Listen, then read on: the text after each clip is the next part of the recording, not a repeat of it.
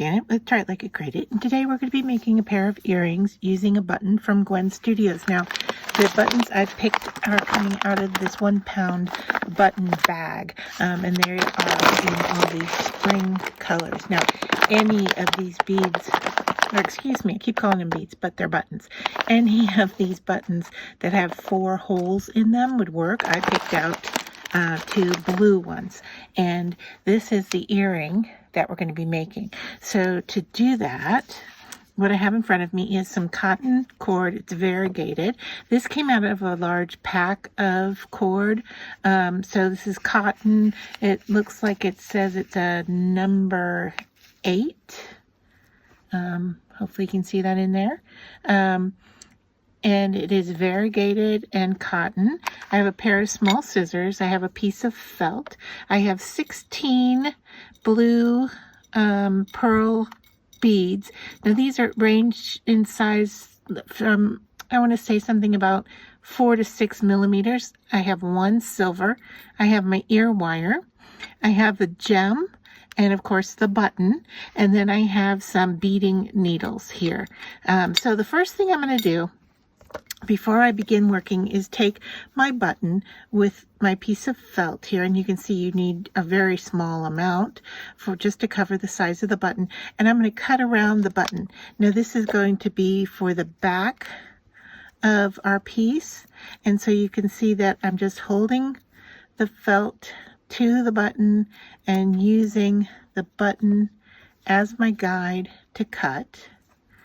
And then once I've made it around, I'm going to move that felt piece away, and then you can see that it's a pretty rough cut. So I just go back into it, and anywhere that it has some pointed pieces where I turned my scissors, I'm just going to go around and smooth that out. Now it doesn't have to be perfect because it's going to be on the back of the earring, but we do want it to be somewhat close to circular, if at all possible. All right, so we're going to set that aside because we don't need that until the end.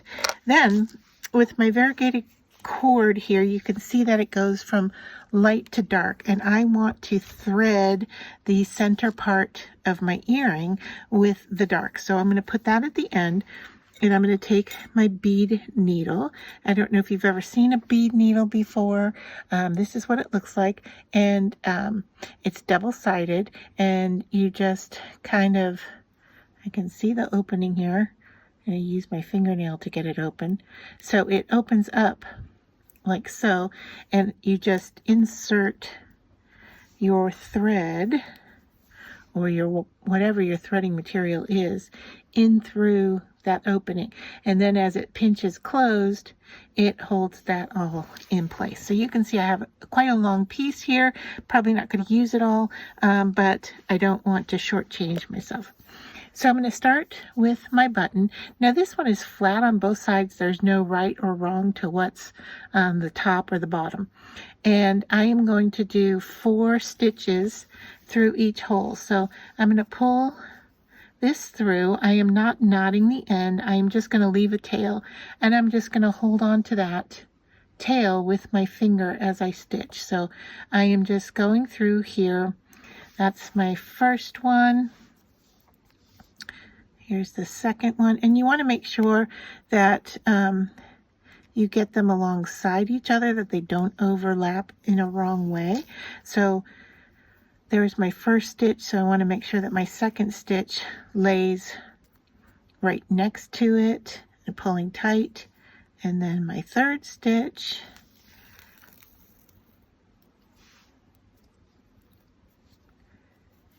and I've got a little knot.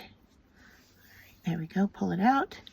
And then for my fourth one, instead of going back into that same hole, and it looks like I've got an overlap here, so I want to straighten that out as I go. All right, there we go. I've got the 3 there. All right, I can pull from both sides to tighten it up. And then I'm going to travel to the next opening. All right, so that is my 4th stitch for this opening, but I traveled to the next button hole. All right, so I'm going to do that same thing in all 4 of the openings.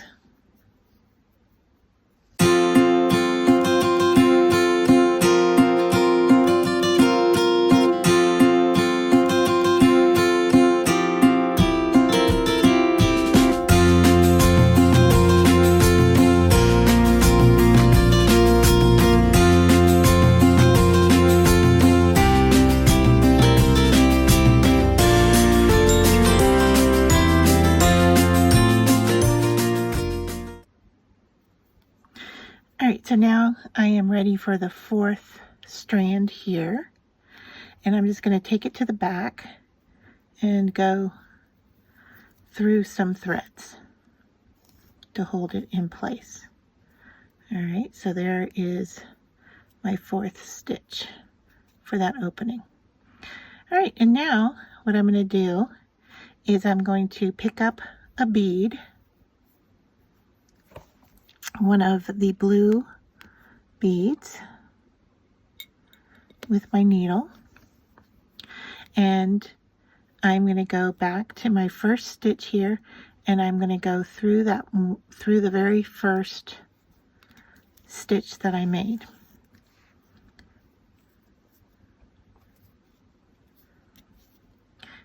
Now this stitch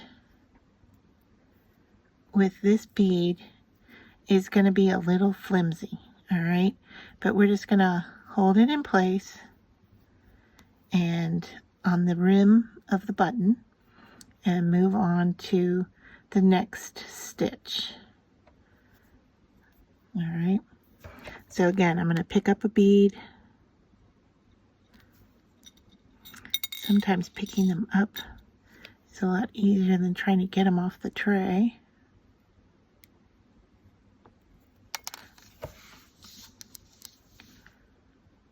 Sometimes easier said than done. All right, I'm going to pull it through the cord, and then I'm just going into the very next stitch that I made in my button. So there, I'm kind of isolating it there, isolating it out from the others. I'm going to go into it, hold it in place, and pull tight. And so what we're trying to do is kind of rim the edge here with our beads. So I'm just going to continue this pattern all the way around. I'm ready for the next stitch. And at this point, you can see these beads are kind of loosey-goosey on the edge. All right, we will be tightening them up. So just continue on with your pattern as you go all the way around.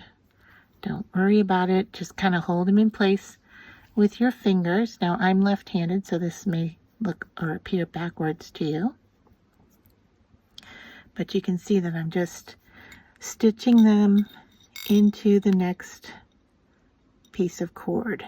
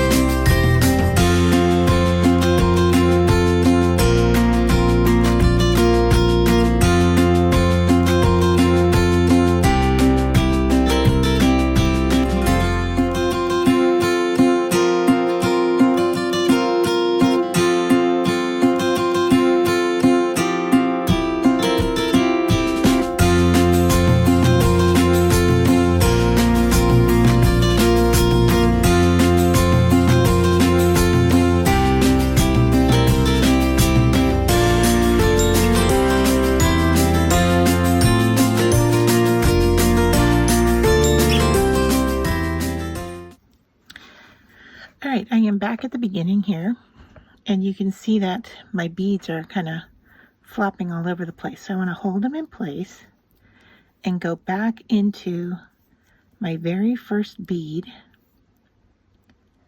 with my needle and travel through all the beads. Now I can stitch between 2 and 3 beads usually with the needle and pull it through all the way and pull tight. All right, and this is what's going to stabilize those beads. All right, so you just pull them to the front, and now you can see I am ready to go into the next bead here. I'm going to try to grab 3 if I can. You do what works best for you.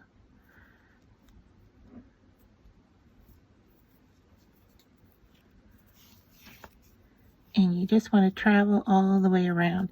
Now you can count if you want to make sure you've gotten them all, but honestly, you can tell once you've started to stitch here, you can see, hopefully you can see here, and you can definitely feel that these are more firm while these are all wiggly.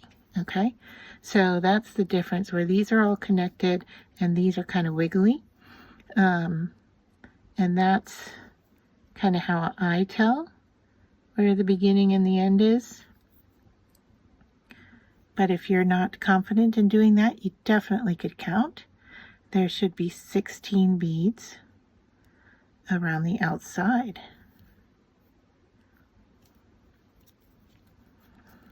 Now remember the tail that we started with, I have just left it in the back here, and it may have gone under some stitches. It's just hanging out there. There's no knot. And once we're done with this one, it will go to the back as well. You can see here, starting to get a little tight, getting through, and I believe I am back at the beginning. And so now what I want to do is look at where the 4 holes are in my button. And what I've done is I have hung the ear wire in the center. So there's 2 holes on either side. That's hard to see with the gem in place, but I'm just going to move my needle over until I get to that location where I'm in between. So there's, I need to go 1 more bead.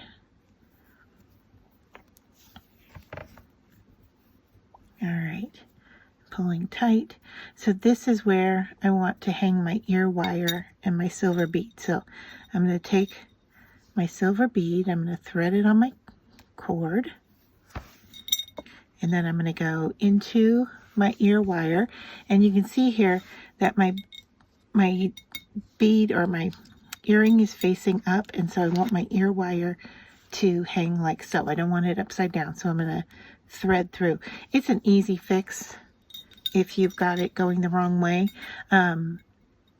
We can do it with a wire tool, pliers, and just turn that around. I'm going to go back through my silver, all right, and then I'm going to go in through a few beads here. I did 2. I think I might grab 1 more. I'm going to make sure that this cord is nice and tight from the silver bead to the ear wire. All right, and so I'm going to go through 3 beads. It doesn't matter, it's just whatever your preference is. For me, I was comfortable doing 3 with my cord. All right, so you can see turn that around, and that's how it's going to hang. So you can see it, hopefully you can see that the ear wire, the silver bead, is lined up right between this section right here is what I'm going for. All right, I'm going to go to the back side with my thread, and I'm just going to run it under stitches to the other side. Now at this point, don't pull too tight, because if you notice I pull really tight, I'm pulling those beads over. I don't want to do that. I want to keep them lined up on the outer edge. And now I can remove my needle because I don't need it anymore at this point.